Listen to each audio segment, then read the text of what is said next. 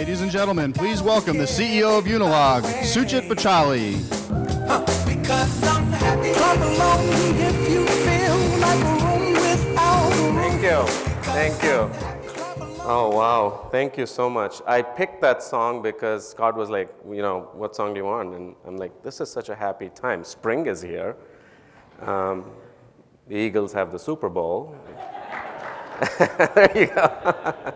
So it is a happy time, and I just wanted, that song just brings a smile to my face.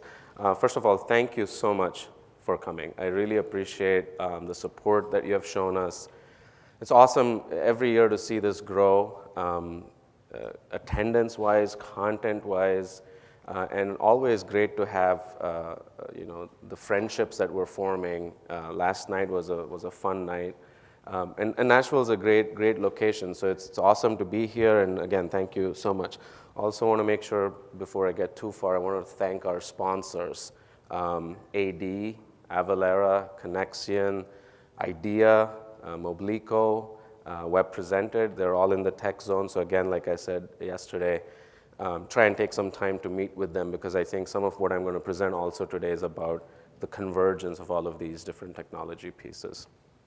So I'm going to talk about B2B commerce in 2020, but we don't want to jump too far ahead of ourselves. Let's talk about where we are right now. So I want to give you an update on the company, what's going on, what's in front of us, and how we're doing. So just last quarter, so our financial year ends March 31st.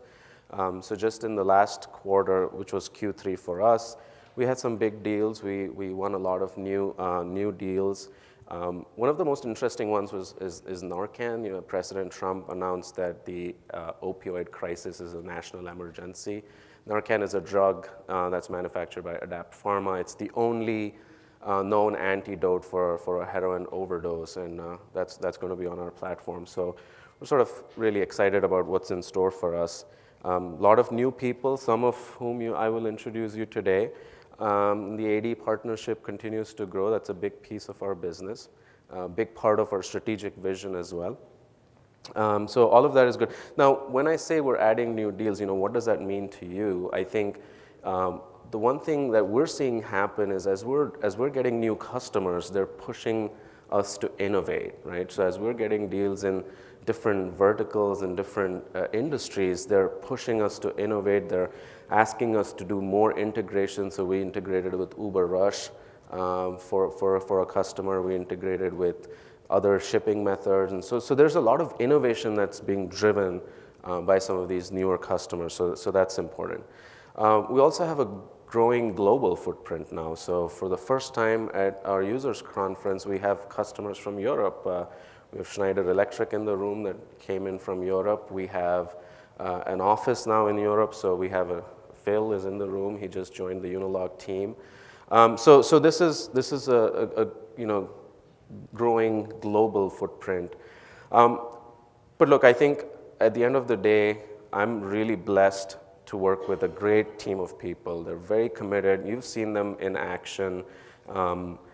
They will get on the phone at a moment's notice. They will help you with what you need help with.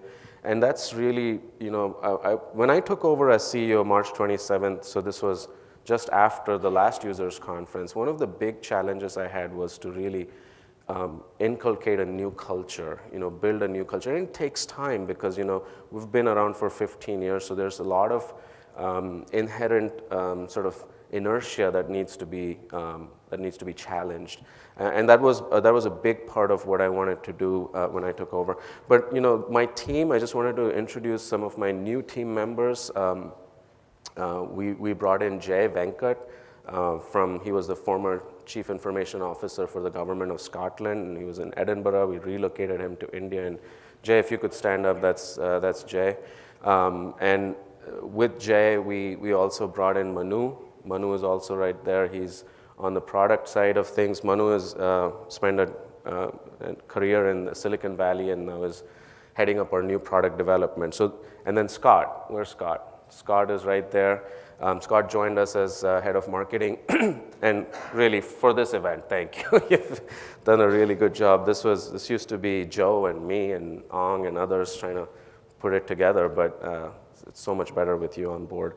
So really talented group of people, and I'm really blessed. So when I talk about culture, I think one of the things we did sort of mid last year was, we brought in all of our executives from India, from the US. We all met together. We spent like 3 days trying to figure out who is a Unilog Ian, right? What does that mean to be part of Unilog? And what are our core values, and what do we hold close to ourselves? How do we define how we behave? And what happened was very interesting is that we were able to come up with core values that we already had. It's just a documentation of who we were. So when you look at core values as a concept, it's really not about bringing values from the outside and saying these should be our core values. What we found was in these discussions was that we all have the same culture, we all have the same with the same values, right? I'll tell you a little story, right? My first time to America was when I was 19. I'd never been on a plane, and I was part of a youth camp. Some of you may have heard this story, but I was part of a youth camp where it was an exchange program. And my first place was not too far from here. It was 3 hours down south in Montgomery, Alabama. That was my first experience of the United States. So I was 19, I was vegetarian, and that didn't last for too long, by the way. I was eating fried chicken by day 4. That did not last too long. But I get there, and there are 52 boys from 25 different countries, and we're doing homestays. So we're staying with American people in their homes, and there were 5 or 6 of us that looked foreign, because everyone else was from Germany and Italy, But kids like me that were from India, we were in demand. We were exotic kids. Everyone wanted us. So I'm in this beautiful home with my host family, my host mom, and she invited the entire neighborhood for dinner, the whole neighborhood. And we sit down, it's a sit-down meal, and I'm it's for me because I'm the foreign kid that's here. And we sit down for dinner, and she looks at me, there's 20 people, she looks at me and says, Suchit, would you like to say grace? I'm like, oh, boy. I'm 19, and I'm really freaking out. I'm like, what if I say no, I don't know? What if they send me back? No, I got to think on my feet, right? So, oops, that's my phone. Kill it. It's not on me. I was like, so when I sit there and think, what am I going to say? Because it's grace, right? So I look back at my time in boarding school in India, and I figure we used to say prayers before eating. And I said, okay, maybe this is a prayer. So I'm like, okay, let's hold hands. So we all hold hands. And then I proceed to talk gibberish in Hindi. Because I'm like, they're not going to figure out what I'm saying. But this is a fact, for real, every 30 seconds I drop the word Jesus. I finished, it was the longest 40 seconds of my life. I finished, and she looks at me and she says, that was so profound. And then she looks at everyone around her and says, isn't it amazing that the name of our Lord is the same in every language? And I was like, wow. But what I realized during that trip, what I realized was that we are so similar. We are so similar. Our values are so similar. And one of the things I wanted to make sure we did was, document that as part of as a company that is cross-cultural, cross-border, wanted to document that. So we came up with 5 values, and we first put it out in Sanskrit, which is an ancient Indian language, one of the oldest in the world, sort of like Latin of the East. And they're not religious or anything, they're just words. But we came up with 5 words, which basically mean Viveka, which means having a conscience, doing the right thing, even though the choices may be tough. Veera, which means to be brave, to be courageous. Vijaya is to compete, is to challenge the status quo. Vidya is to be curious, to continue learning, and then Vinaya is to be humble, to have humility. And then we said, how do we translate that to our customers? How do we translate that to employees in other geographies? And we worked on it, and we were able to find 5 English words that sort of captured that same essence, right? To have a conscience, to be courageous, to challenge the status quo, to be curious, and to be courteous.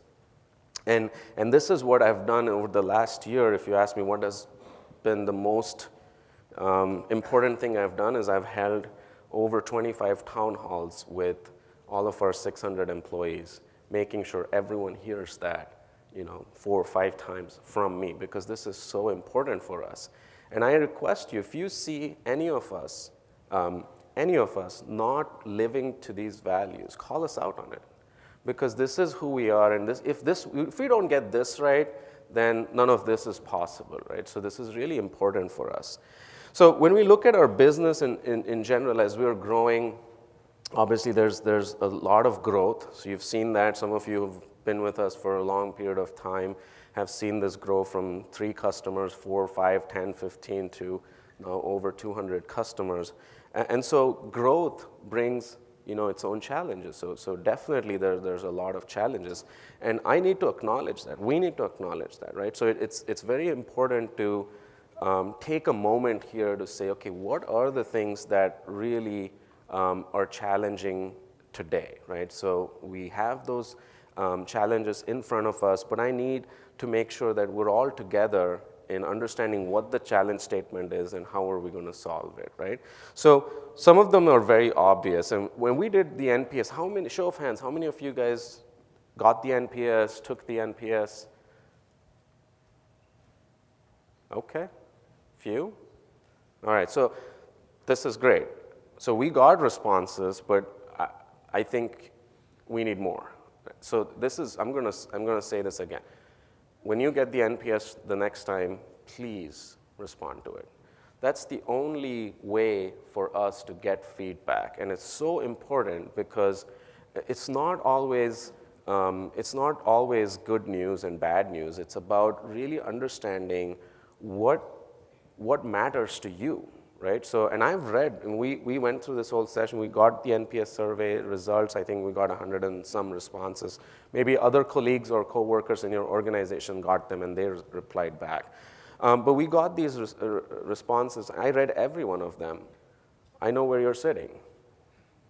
I'm just kidding. But we read these responses, and it was very useful for us to really understand where we need to focus, right? So where we need to focus, we really came up with 4 areas for our areas of focus, right? The wait time on cases, that's a big one, right? So there's a lot of cases that are out there that have been languishing, for lack of a better word. And so we need to get there, and I'll show you what we have done in order to address that. Rework. So as we hire, we've been hiring so many new people. Part of the problem is that they take time to get trained on the system, and so while they're producing work, the first work effort takes a little bit of rework, and so that's a big challenge. A lot of you have come up to us and through the NPS and otherwise have said, hey, we want to do more. We want to start new projects, and we just need a quote from you. And to me, that's a double whammy, because we're losing revenue on that because we're not able to turn around a quote fast enough. So I have to acknowledge that, and then obviously better communication. So one of the things that we have done, there's a lot of talk about the whole immigration situation. Just so you know, we have added 40 jobs locally in the Philadelphia area, nationwide, right? We are not here to move. Our India operations predates our US operations, so we still have the India operations. But other than myself and Swami and maybe one other person, nobody else, we moved from India over here. we hired local talent in different markets. If we opened an office in Amsterdam, we hired local talent. We're not sending people from here or from India over there. And even in our Wayne office and in other places, we're hiring local talent. And that's very important because we see that as a contributor to society, as a contributor to the local economy. If we don't do that, and I think a lot of IT companies are guilty of sort of misusing the programs that are in place. But I'm very proud of what we've been able to accomplish by finding really, really good talent. But these are the areas of focus, right? We have wait time on cases, rework, faster turnaround, better communication. And what I wanted to do today was also probably sort of get a sense from you. So we're going to do a quick poll, and hopefully you've downloaded the app. If you haven't, you can just bring out your phones. If you haven't downloaded the app, you can just use a browser as well. But what I'm going to ask is, so we have, if you look at communication, cost of service, right? So there's a cost element to it. I'm not suggesting that you're getting what you pay for, but there is a cost element to it, which in our industry, all of you run on thin margins. It's important to understand what cost is and how much is someone willing to pay for that. And then we have speed of service. So do you mind going through a couple of iterations, but you're going through them fast? Or do you want it to take a little bit more time, but you are looking at quality? So what I want you to do is you can actually drag and drop. So this is not a binary question because I'm not going to ask you to pick one of these. That's not the point at all. I'm not going to ask you to pick one of them. I'm just going to ask you to rank it in yours, what's important for you, right? So, all right. So this is going to refresh. We'll give it some time. So the more responses we get, the better sense we're going to get. This is going to take a few minutes, so we'll do that. And don't hit the clear last response. So just leave it as it is. It's kind of what I thought. This was our best guess as to what it's going to come out at.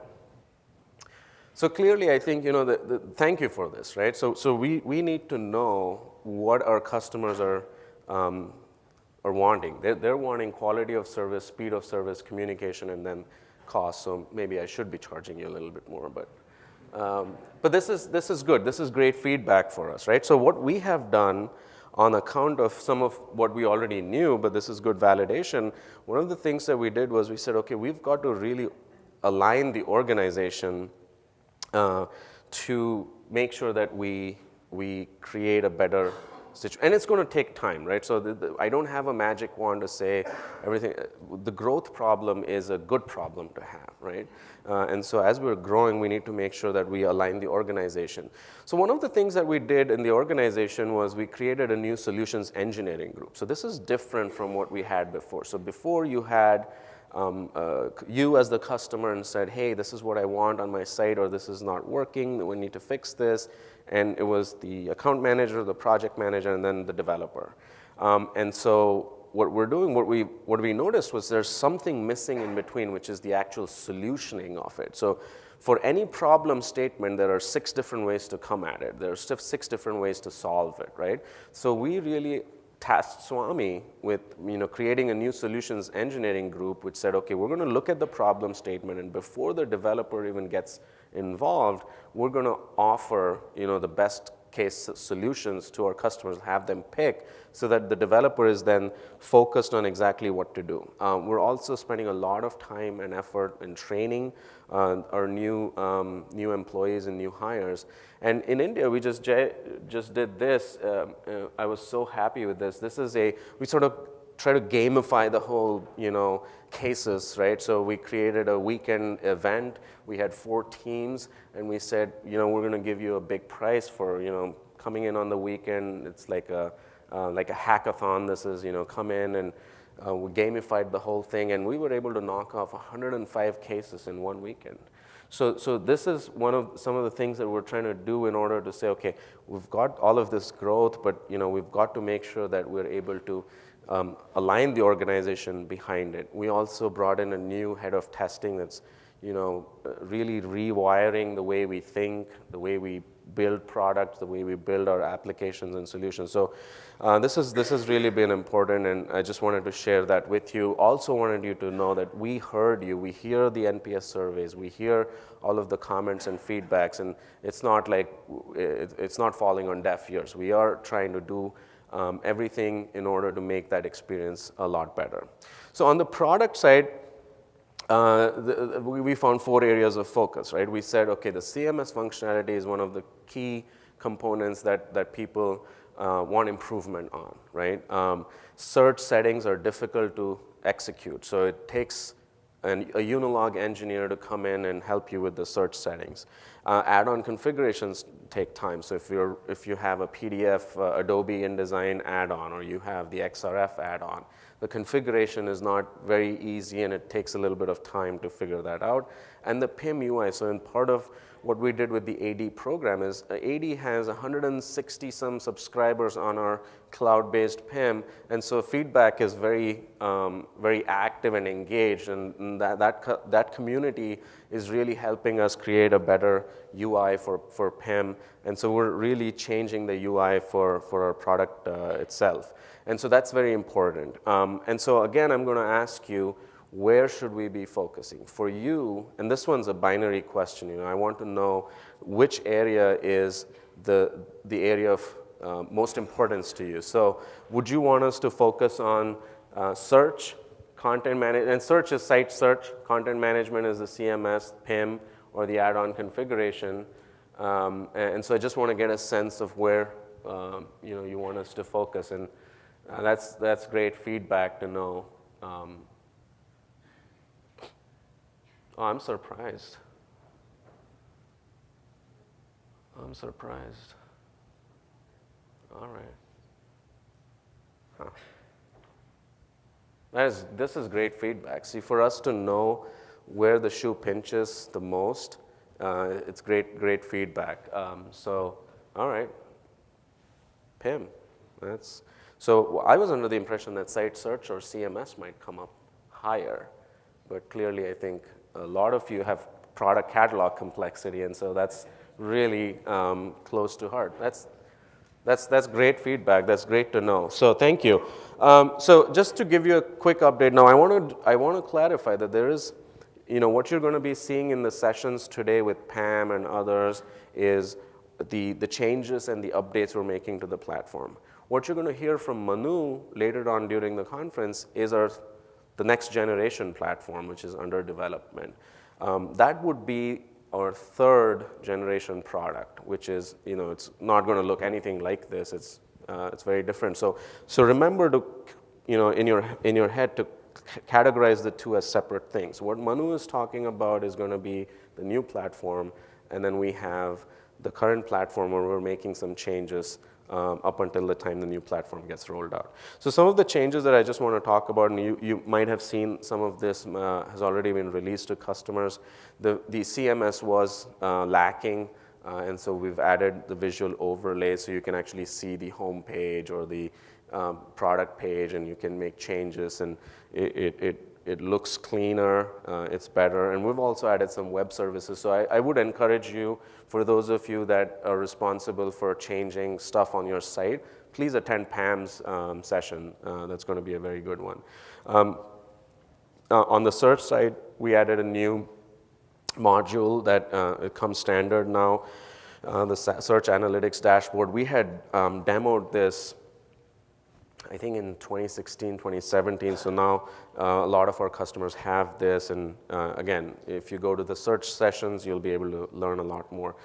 This is the new UI, but this is the new UI on the current platform. So Manu's new UI looks completely different. That's our 3rd generation product. This is because we got a lot of feedback saying, there's too many clicks, there's too many, too many keystrokes, so we're trying to eliminate all of that. So we hired an external agency to help us map the user journey, and we're making some quick changes. But again, we're also changing some of the back-end speed and scalability issues that we have. So those are some of the updates that I wanted to give you from a company perspective. Thank you for the feedback. I really appreciate it. I think it's incredible to have that feedback. So the next part of my session really is to talk about your business, right? So let's talk a little bit about what's happening, because my business or our business is directly sort of hitched to yours. So as long as you guys are doing well, we're doing well. So let's talk about distribution in general, or manufacturing, B2B e-commerce and what's happening there. I think one of the big challenges is, whether you look at Amazon or you look at Grainger, I think that paradigm is shifting quite rapidly. And when I was preparing for this keynote, I was like, what are the things that have really been interesting in the last year? First of all was the Amazon acquisition of Whole Foods, right? If you think about that, did Amazon buy a grocery store to sell product and grocery, or did they buy a grocery store to install their technology in? I think that it's a sandbox for them to put in all of the technology that they have, right? So what Amazon does really well is, on the B2B side, they do a lot of these things that are fun. Site search is good, same-day delivery, manufacturer and distributor, both brands are available. And then they offer, business pricing and volume discount. But in this case, we have a competitive advantage, right? So if you look at Amazon Business, our competitive advantage is three things. One, we have subject matter expertise, right? So in all of your industries, you have a lot of domain expertise. You have a lot of people that know the product. The second advantage is you have the storefronts. You have retail footprint. You have, city stores. You have outlets. You have DCs. You have that physical presence and people that someone can come in and walk into, right? When was the last time you called someone at Amazon? You just don't have that, right? You have customer service. You have solutioning. So that's very important. So there is an advantage here. And so when I was thinking about what the acquisition of Whole Foods and what it means to us, and then a thought came to my mind, I think what they're trying to do is trying to acquire skills that they don't have. So with the acquisition of Whole Foods, they're acquiring the service, they're acquiring the brand, they're acquiring the sandbox, and then they're going to put the technology in there. So and the Amazon Go concept was fascinating. I don't know if you've seen this video, but I'm going to play this. Well, Scott's going to play this short video, but it's really about what Amazon Go can do, and I just want to take a minute for you to see what's happening, and even though this is in retail, how this might impact what I'm going to present next.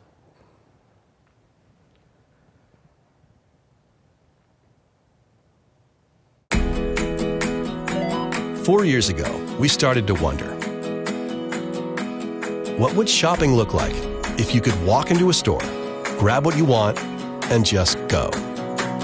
What if we could weave the most advanced machine learning, computer vision, and AI into the very fabric of a store so you never have to wait in line? No lines, no checkouts, no registers. Welcome to Amazon Go. Use the Amazon Go app to enter. Then put away your phone and start shopping. It's really that simple. Take whatever you like. Anything you pick up is automatically added to your virtual cart. If you change your mind about that cupcake, just put it back. Our technology will update your virtual cart automatically. So, how does it work? We used computer vision, deep learning algorithms, and sensor fusion, much like you'd find in self-driving cars. We call it Just Walk Out technology. Once you've got everything you want, you can just go. When you leave, our Just Walk Out technology adds up your virtual cart and charges your Amazon account. Your receipt is sent straight to the app, and you can keep going. Amazon Go. No lines, no checkout. No, seriously.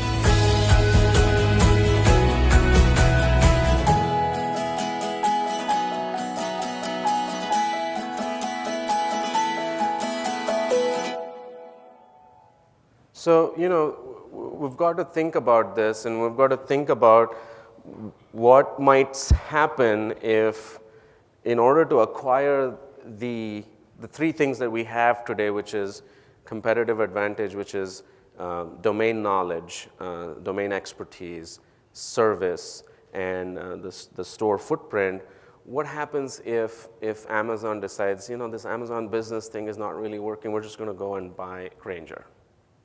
You might say, well, can they really do it? Friday I checked, Grainger's market cap was $14.3 billion. Amazon's market cap was $762 billion, so yeah, they can do it. And so what would it mean for us, right? And then that would become their competitive advantage. So the reason I bring this up is because I've been thinking a lot about what's next for us. We've got, we've built these sites, we're all of us are into e-commerce. Everyone in this room knows this. You bought the platform, you did everything because you believe that this is where it's going to go. But what happens next? Are we coming at it from, do we need to come at it from a different angle? Do we need to look at what we're building on the web storefronts as one part of the strategy, but that we need to also digitize other parts of our business to really effectively compete with Amazon or Grainger or whatever the new threat might be, right? But, we still have another competitive advantage, even if that were to happen, right? And that is, and I think we got to double down on this.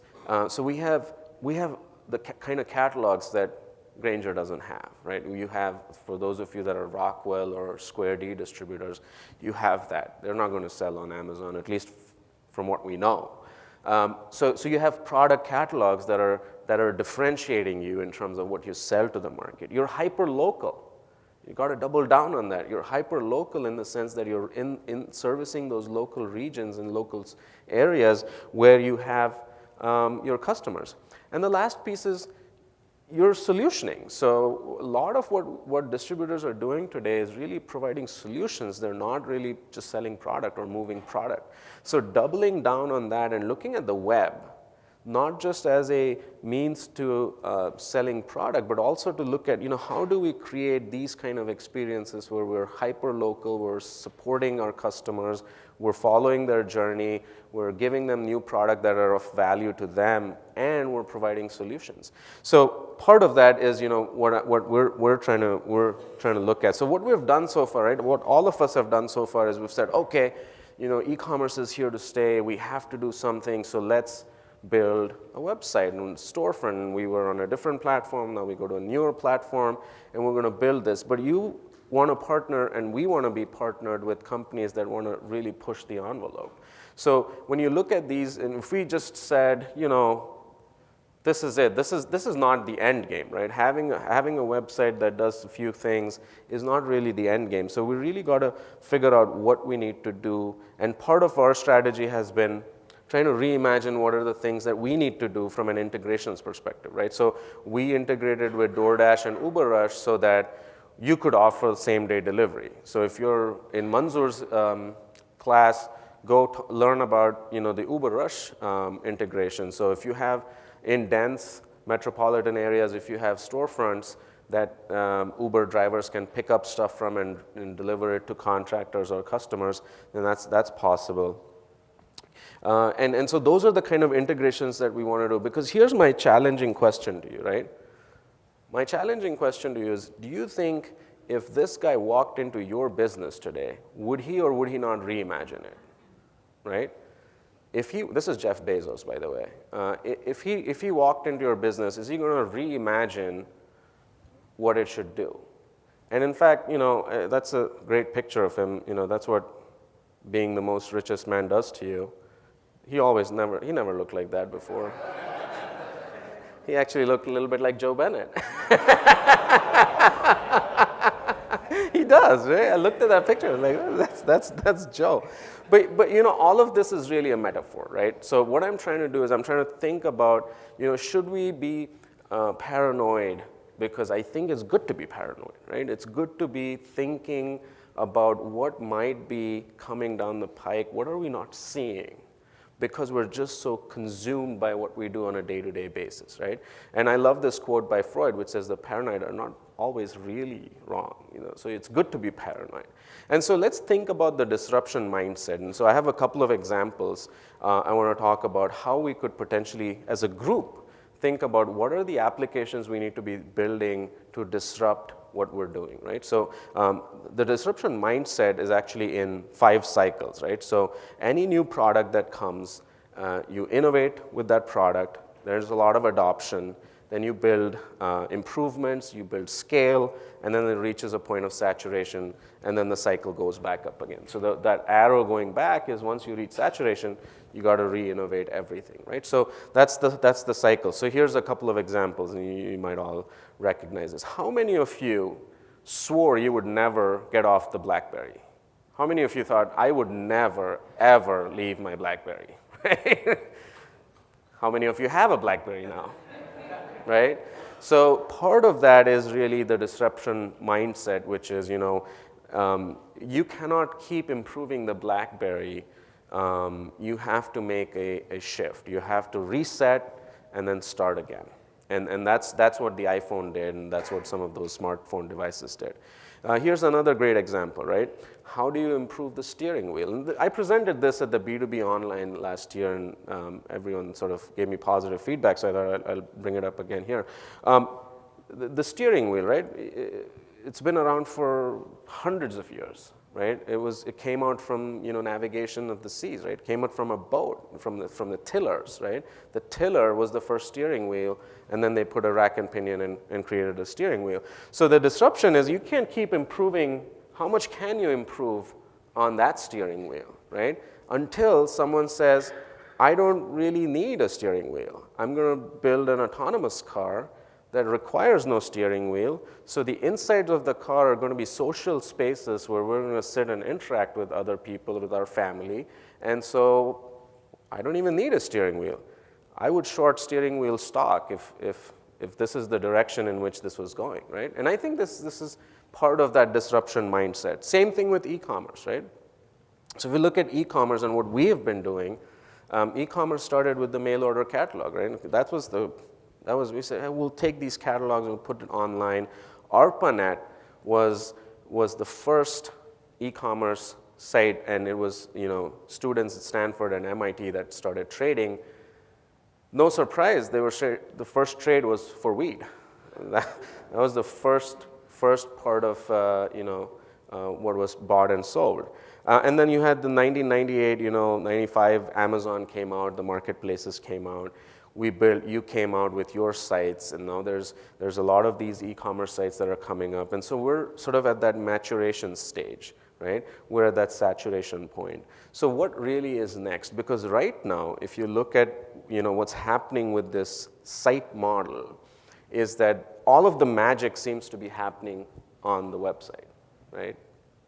All of the magic is happening there. And if you look at what we're trying to do there is we're trying to say, what's the content that's on the site? How is search going to work? Can I have cool functionality using Ajax? And how's the user experience? How do I personalize this site? So all this magic is on the site. You're like, man, when he comes to the site, I want to give them the best experience. The shopping cart experience has to be amazing. All of that is great. What's the problem with this model? The problem with this model is that it's a URL. And I'll explain what that means, is you have to drive people to your site. And so there is an entire industry that's based around it. It's called SEO, SEM, all kinds of things that we need to do to say, at Google had, I gave a presentation 4 or 5 years ago. Google called it zero moment of truth. Zero moment of truth was when a customer thinks, I want to buy this, how do I capture that moment? How do I drive that moment and that traffic to my site? AdWords, keywords, search engine optimization, all of these things, this whole industry that was built around it, right? So what happens is today, we're very caught up with who's going to be on Google, what are they going to type in, how am I on page 1? There's this joke, where's the best place to hide a dead body? It's page 2 of Google, right? So there's this whole reputation management, review management, metadata, content, pay-per-click. This whole industry is here. And Google itself says, this is not going to last because we're at that stage of maturation. Something's going to happen. And this model may not last. So the model and some of the things that we have been thinking about is, what's the next model for commerce or human machine interaction, right? Is it possible for us to move from a search model to a knowledge model? Which means, so let's think about that, right? If you knew everything you wanted to know about the Beatles, would you ever go to their Wikipedia page? If you just knew everything you wanted to know. If you knew it, if you knew them intimately, you would have no inclination to read about them, right? So the shift from search to knowledge is a big jump, which means, is it possible for me to know, without having to search for it, to know what parts and products I need? So for example, if we walk into this room and there's a facilities management company that runs this hotel, and they want to replace one of these fixtures, they want to replace a few things, they want to replace a box in the wall, many different ways to do it, right? All of us want that business because we're telling them, well, you got to go to Google, you're going to search for what the part was, what the product was. Andy is here, wrote a seminal piece of research saying that of the B2B salesman, because a lot of that B2B research happens online. And so people are going to look for that. And then you want to take that traffic, drive it to your website, and then you can engage in commerce with them. But what if you walked into this room and it just told you what the bill of materials was? It told you who was the contractor or the distributor that installed it, and who told you what everything is. And if it was already there, you probably wouldn't need to search for it.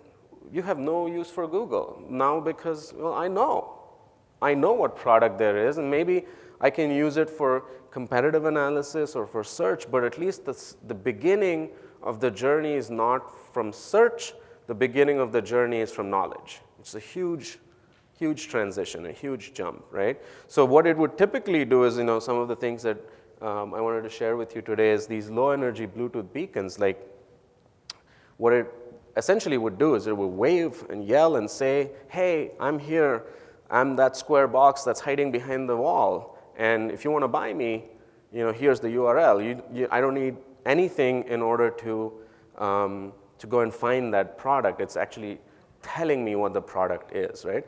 So it's actually very simple, and we configured this over a weekend, and we were able to show what, and I want to ask you if you think that this is interesting and this is intriguing, because really it's about what kind of application should we be thinking about if we want to disrupt the state of maturation or the state of saturation, because if we don't, somebody else will, and I'm really protective about my business, and as I'm sure you are, right? So I think we've got to start thinking about it. So here's something that we did. I'll just show you exactly how it works in action. This is just a fun little video that we created. All right, looks like I have a problem with my InSinkerator. I got to figure out what model this is. Maybe I need to Google this. Or wait, I think I remember the contractor installing a Bluetooth beacon in the cabinet. Oh, there it is. All right, let me just start my Bluetooth and figure out what we've got here.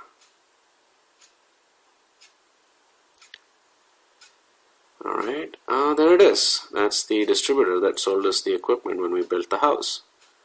Perfect. 2 years later, exactly where I need it. That's the kitchen bill of materials. All right, I'm just going to buy it from here. It's perfect. So easy. So the transformation of that journey, is it possible for us to be looking at taking the e-commerce site as one thing and one platform, but then how we get people to that platform could be done in different ways. And beacons are one way of doing it. You could do it with micro QR codes. You could do it with so many other different ways. But this is just a way of thinking in terms of, should we be coming at it from another angle, right? What are the other applications that we should be building together. So the other thing that we've been thinking about is what's the, this point of convergence, and I talked a little bit about it yesterday and this morning. So for example, if someone comes to your website today and you have an opportunity for that customer in your CRM application, the two are not talking, right? So if a customer put out a bid for changing all the lights at a stadium and you wanted part of that bid, but they now come to your website looking for content or looking for pricing, but the website doesn't know that this opportunity exists in the CRM solution, right? So how do we integrate the two? How do we integrate BI and the website? How do we bring all of these different applications together? So I have the last poll for you is, if you think about other business applications in your industry, in your organization, what business applications do you think play best with e-commerce? So I'd like to get some feedback in terms of understanding, do you think it's BI, do you think it's CRM, do you think it's warehouse management or Internet of Things? What is the most important thing that you want to see in terms of what customers need?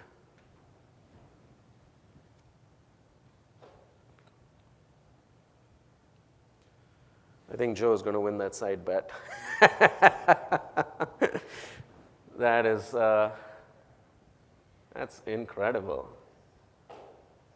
That is incredible. So I always thought it was CRM, but I got to figure this out. Wow. Excellent. Fantastic feedback. So clearly, I think that there's a lot of opportunity, as you guys are telling us, by a huge margin. It's BI and e-commerce. So that's fantastic to know. So some of the integrations that we've built, we need to sort of talk about, and we need to pursue that.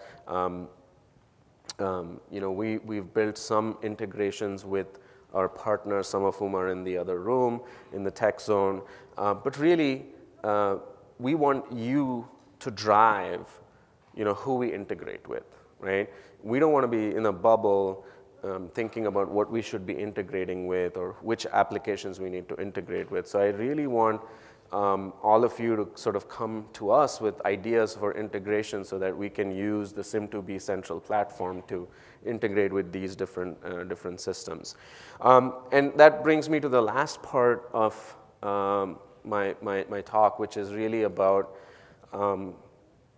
the role that all of you play and will play and are playing and will continue to play in the future of the company. And that is through our customer advisory board. So I just wanted to take a minute to thank the volunteers who participate as part of our advisory board.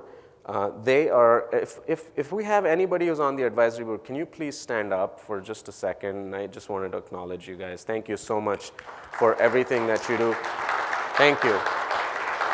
And please look around and see who they are, because they are a one way for you to get feedback to us, give ideas and suggestions to us. So I really thank them for the effort that they put in to help steer the ship in the right direction.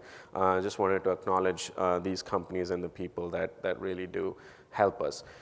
So with that, again, I hope you have a great show. There's a lot of education, there's a lot of content, and I just again wanted to say thank you. It's been a privilege, and it's a big responsibility as well. But I just wanted to say thank you and welcome to Nashville. Thank you. Thank you. All right, we have a fun surprise for you. This is not the SP Awards, that's tomorrow. You have to be present to win that. There's 2 tickets to the SP Awards that we're giving away. But today we have a surprise guest, one of the most well-known researchers in B2B e-commerce. He was the principal analyst at Forrester, and now he's just started his own B2B e-commerce strategic consulting business. Welcome to the world of entrepreneurship, and great to have you here. Andy Hoar, thank you.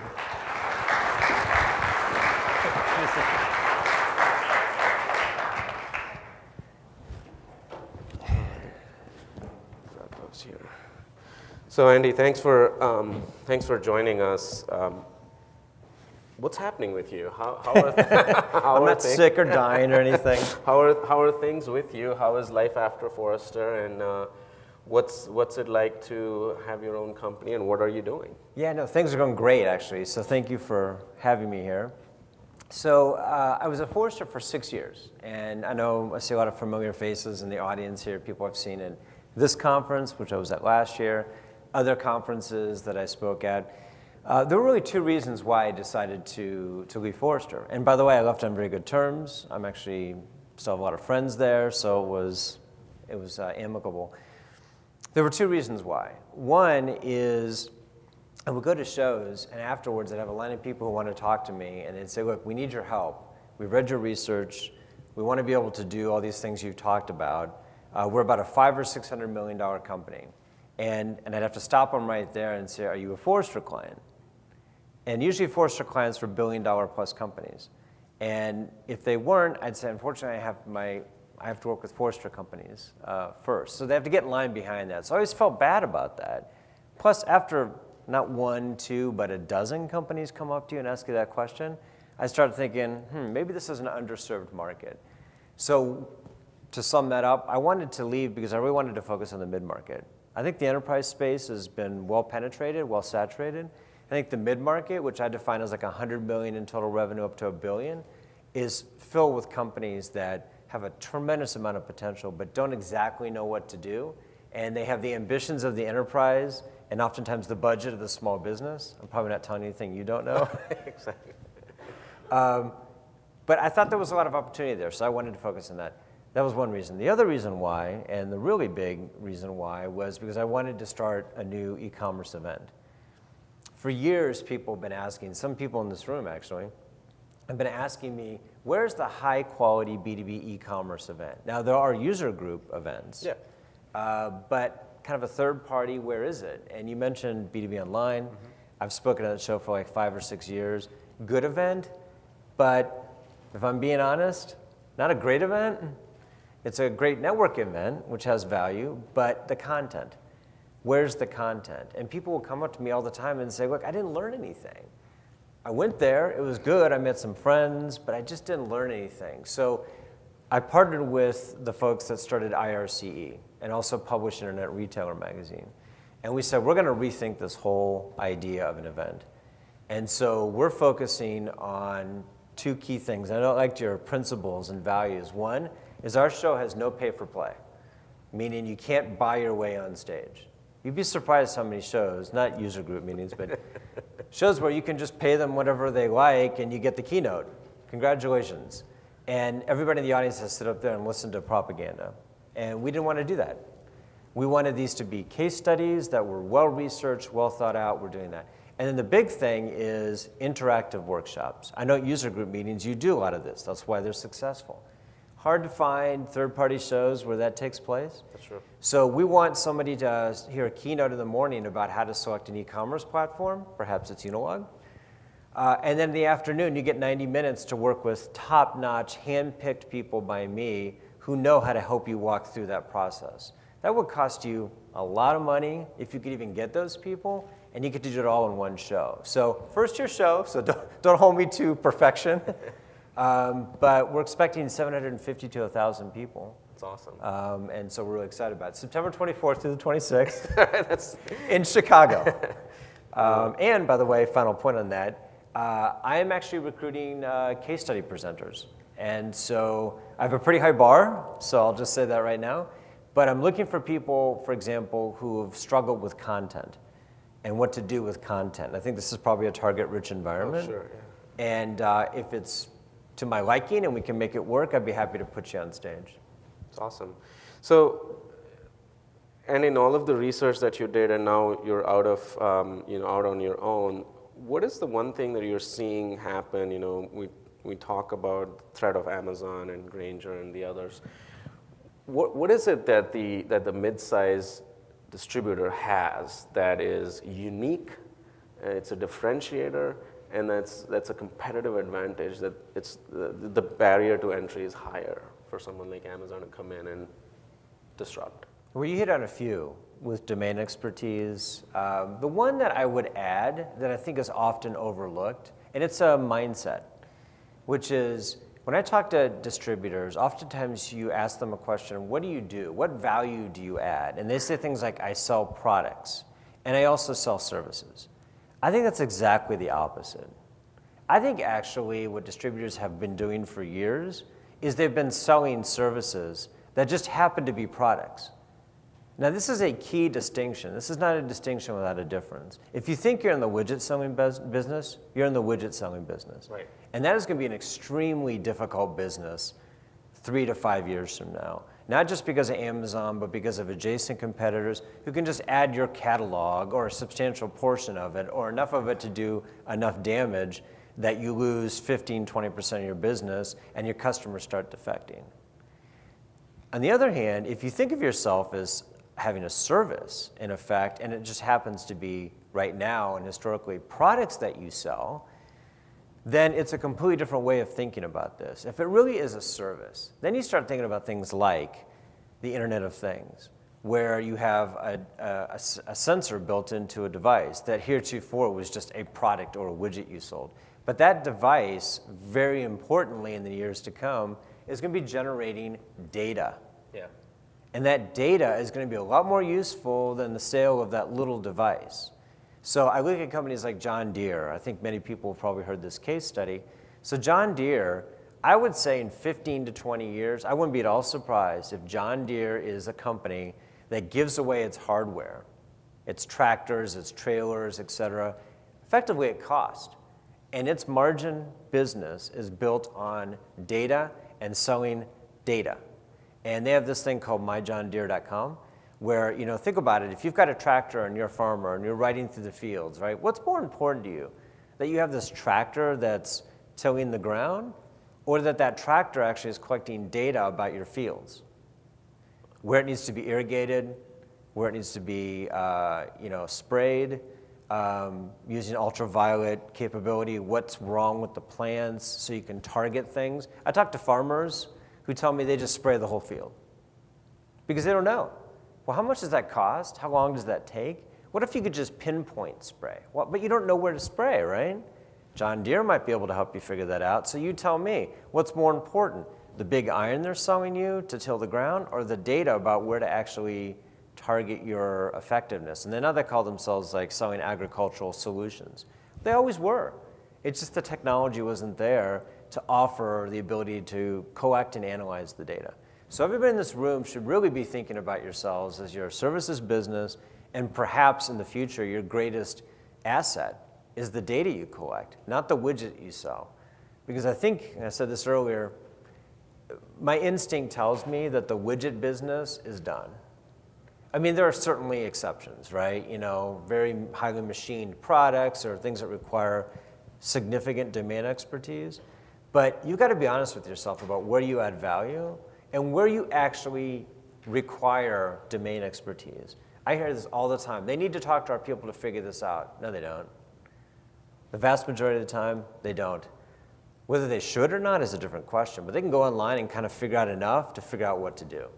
Now you have to think about what percentage of your assortment or your portfolio do they really need to talk to one of your experts about buying something.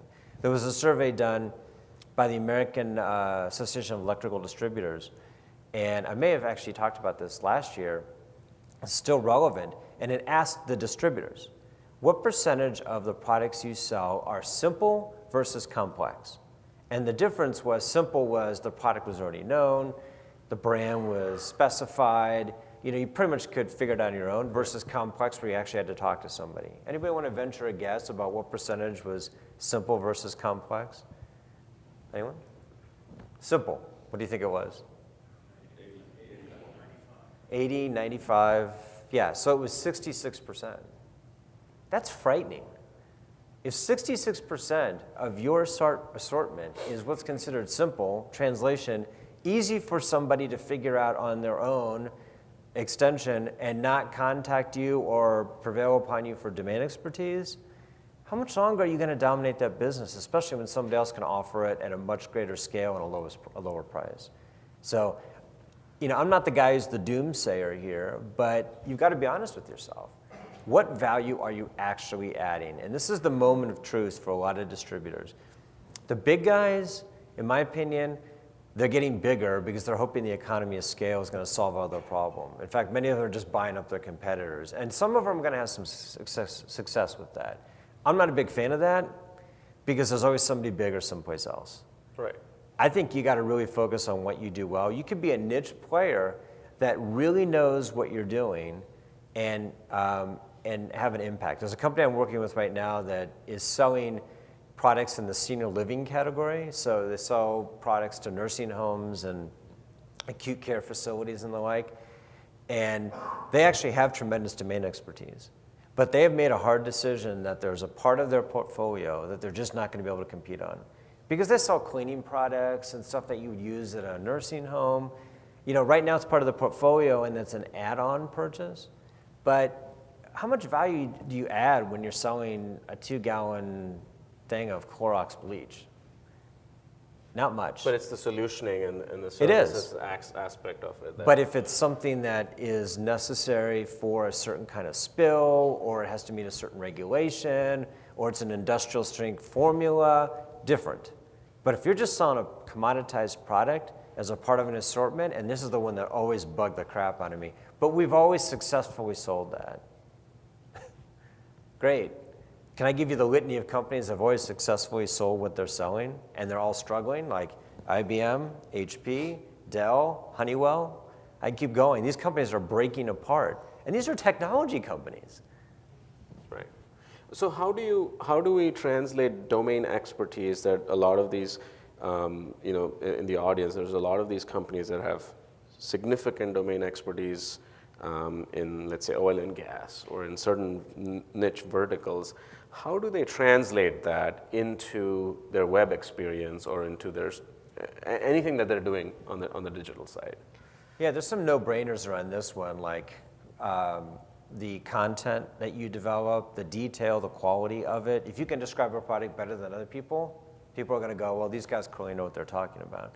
The imagery, if you can show it from multiple angles or show a use case, this is really critical. This is the most underdone part, I think. You can express your domain expertise in the use cases you present. Amazon may be great at moving product, selling product, pricing product, but there's just no way they're going to have the use cases in your industry that match yours. So play that up. And if you make yourself so indispensable to your customers in the form of how well you describe and clearly understand their business, again, understand their business, then you make it, especially in a less price-sensitive space like B2B, you make it that much easier for people to be your customer. I mean, I don't find that a lot of people were hypersensitive about pricing, but, and this is a big but, when I was doing that research for that senior living company, every customer I talked to who said they were totally satisfied, no issues working with this particular distributor, I said, what about Amazon? And every one of them said, oh yeah, I go to Amazon, I just double check the price, or, and this is what I heard a lot, I look for things I can't find on that site. Right. Well, to me, Amazon, and I don't mean this in a negative way, although it's going to sound like it, is a bit like the Death Star. It's following you, right? And it's eventually going to catch up with you. You've got to be faster, and you've got to stay ahead of them. And I think it's in the form of highlighting and leveraging what you do well. I think another thing is recommended products. It goes to this idea of demonstrating your expertise. If Amazon shows you one product, and you say, here's the product you're looking for, but here are 3 other products that you're going to need, and here's why, and here's a use case that we commonly see, then if you can tie all that together, then if it really is a matter of pennies or dollars, and they've worked with you for years, and they have a long relationship with you, they're going to say, I'm just going to buy from these guys because I trust them, I know them, and they clearly understand my business. But too many companies think they can fight head to head. And a lot of them complain about how it's not a fair fight. Guess what? Life's not fair. And you can cry in your beer after Amazon puts you out of business because they don't care either. So leverage what you do well and double down on it. And you've got a lot more to offer, I think, than you recognize. And a lot of consolidation happening in this space, a lot of mergers, a lot of acquisitions, a lot of distributor manufacturers like getting together, combining forces. When you look at that and you say, okay, there's two companies, potentially 3, 4, and they're just doing these tuck-in acquisitions and building scale, from a technology perspective or from a vision perspective for digital, what recommendation would you give for those leaders in the room that are tasked with, bringing two different tech cultures together on the software side of things? Yeah, I think in this case, there has to be a winner. One of the cultures is going to be superior to the other one. And it can't be based on longevity. It can't be based on personal opinion. I see this all the time I just mentioned some of these companies. How in the world is IBM struggling? How in the world does HP have to break itself up? What's wrong with these companies that they can't compete after the tremendous amount of money, the name ID, the customer relationships, the customer data, I could keep going, and they're losing, in many cases, to startup companies. How is that happening? And a lot of it has to do with the culture of these places. And trust me, I work with these companies. I get to see this from the outside in, and boy, the level of indecision, not to name many names, is unbelievable. Just totally unbelievable. I was working with one company, so go nameless, and they brought me in to sort of help them think strategically about where to go next. And when I would start making suggestions, there was one person who was a pretty senior person in the room who said, Andy, we just need to do a little bit better than these guys. And he was serious. I actually started laughing, and he was serious. It's that mentality, that mindset, that kills you because, I hate to say this, but Amazon doesn't care about any of that stuff. That's true, yeah. They care only about what customers want and what value they're adding. And if I had to leave you with one thought on this one, you have to think long and hard about what value you're adding. And not just now. Don't live in the eternal present, but 3 years from now, 5 years from now. And I'll credit you. I mean, I was watching your presentation and you were thinking about, hey, where's this going? Your incinerator example, that's going to be commonplace in a couple of years. And everyone in this audience needs to be thinking, how do we keep adding value? Because the Death Star is looming behind you, and it will eventually catch you. And whatever version of Amazon it is. Yeah, and that always changes, right? I mean, it could be Amazon today, it could be something else tomorrow. How important do you think is connected devices in where are you seeing the industry move towards sort of Internet of Things, connected devices? What kind of solutions have you seen out there that are intriguing? Yeah, so I've always thought that this is a matter of timing. I was talking to my mechanic a couple of months ago, and he just had to replace some windshield wipers on my car, and he ordered the windshield wipers over the phone from a local distributor who got it to him there later that afternoon, I asked him, one truck, one person drove it over to him. Think about the financial model here around this, right? And then he installed the windshield wipers, which were like $15. And I said, look, how do you make money off of this? And he's like, it's a real problem because he said, I can't lift the hood on a car now for less than $1,000. And he said, and it's not because of the cost of labor. It's because of the cost of the parts.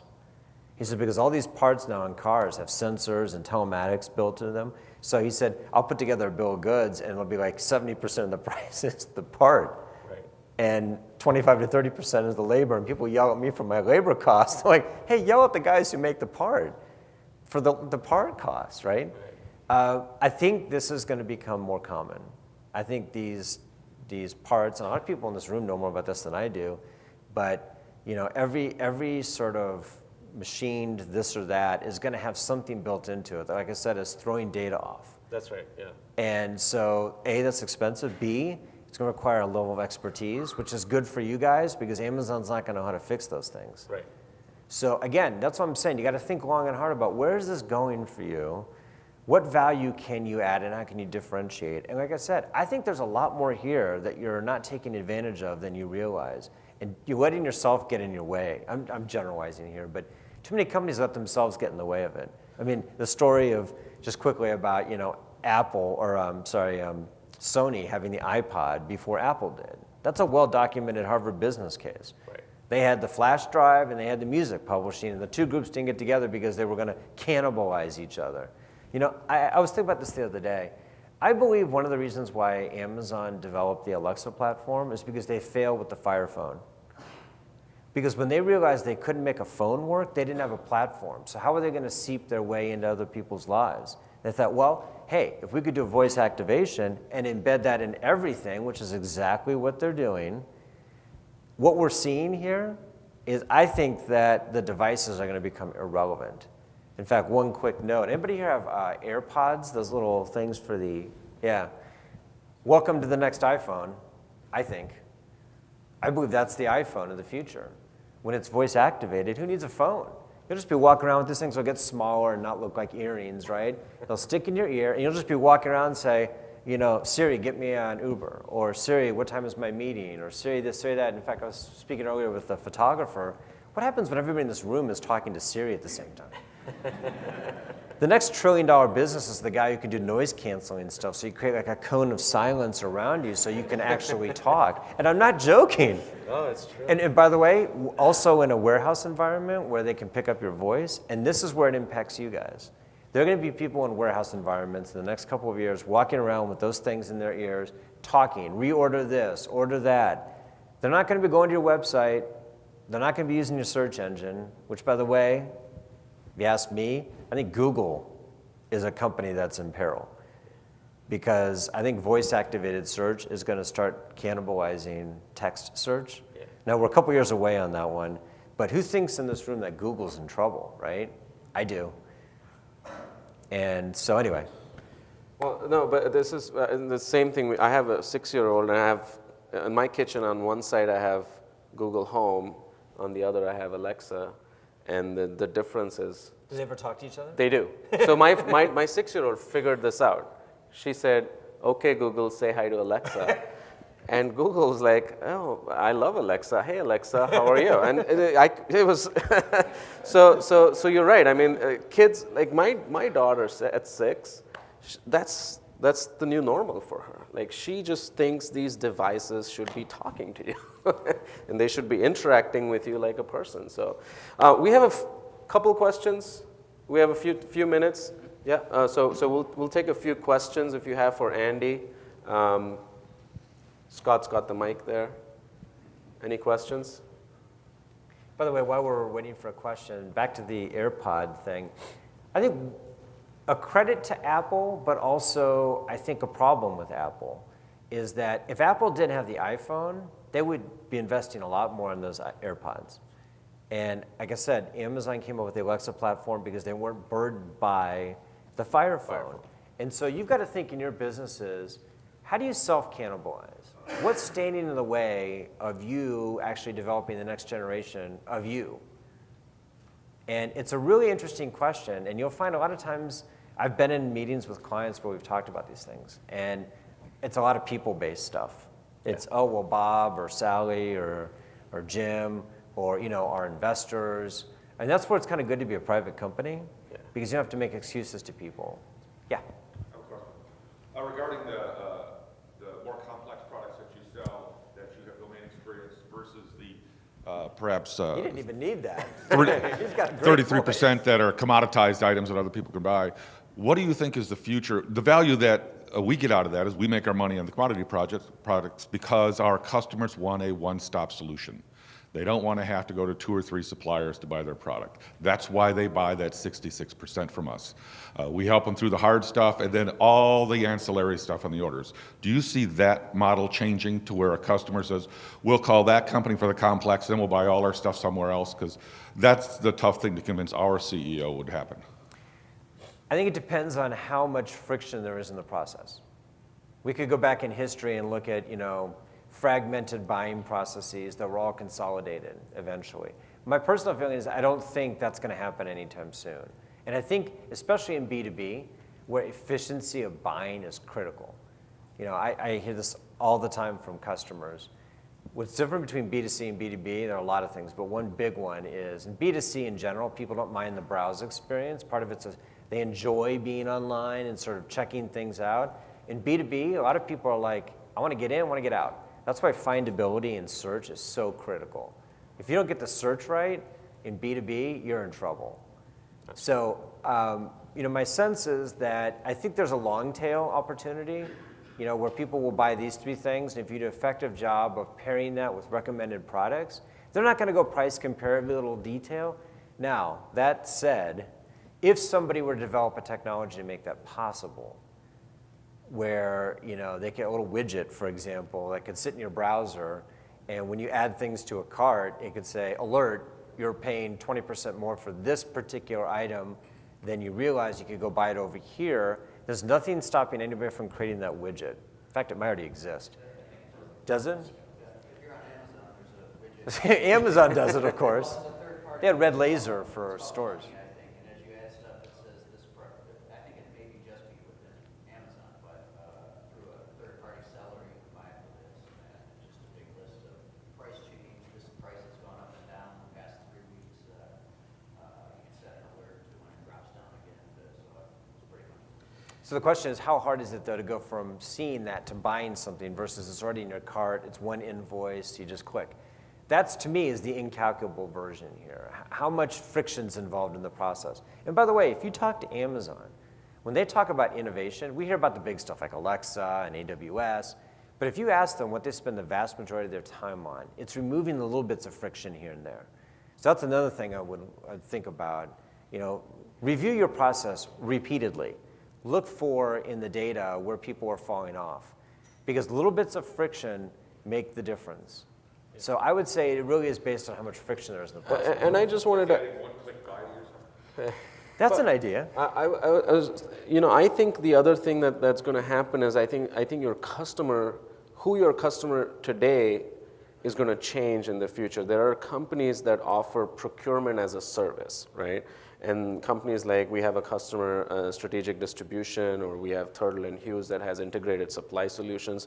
And what they're really going and doing is they're going to Johnson & Johnson, or they're going to Boeing or Cargill, and they're saying, look, your annual procurement is, $4 billion. We're gonna take 0.5% off of that, and we will offer that as a service.